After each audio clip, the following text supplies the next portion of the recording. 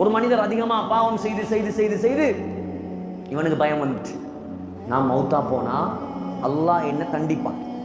இப்ப கடைசி நிலைமை என்ன, சக்கராத்து இல்ல, கடைசி நிலைமை. இப்ப பிள்ளைகள் எல்லாம் கூப்பிட்டு சொன்னானா, நான் மௌத்தா போனா அதிகமா பாவம் செஞ்சுட்டேன், அல்லாஹ் என்ன கண்டிப்பான்.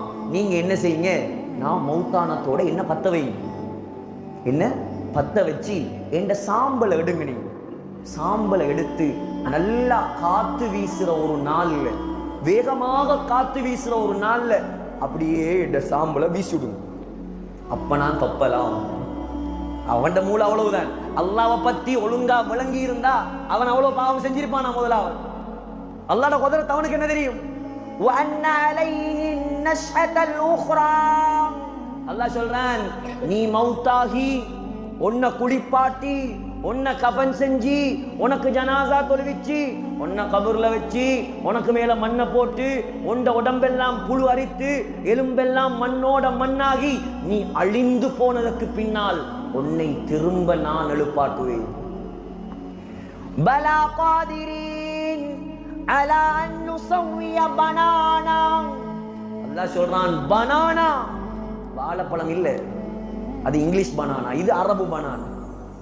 நினைச்சிருவாங்க பனானாவை எழுப்பாட்ட போறான். அல்லாஹ் பனானையும் எழுப்பாட்டுவேன் நான். பனானண்டா என்ன, பனானண்டா என்ன?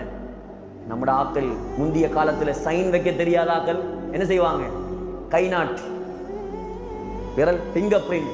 அல்லாஹ் சொல்றான், ஓண்ட உடம்பு அழுகி போவதற்கு முன்னால் உலகத்தில் நீ என்ன ஃபிங்கர் பிரிண்டோட வாழ்ந்தியோ அதே ஃபிங்கர் பிரிண்டோட ஒன்று நான் எழுப்பாட்டுவேன். இப்ப இவர் மண்டையை போட்டார், பிள்ளையெல்லாம் சேர்ந்து பத்த வச்சு காத்தடிக்கிறனால அப்படியே வீசுட்டான். அல்லாஹ் சொன்னா, நான் பூமிக்கு கொஞ்சம் அந்த சாம்பலை எல்லாம் உண்டு சேரு பார்ப்போம், யாருக்கிட்ட விளையாட்டு போடுறது.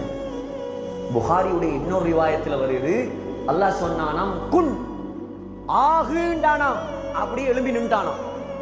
பத்தி சாம்பலா போனவன் அப்படியே எழும்பி நின்ட்டானாம். பார்க்கிறார், என்னடா பத்த வச்சு காத்துல வீசினா எழும்பி நிக்கிறேன்.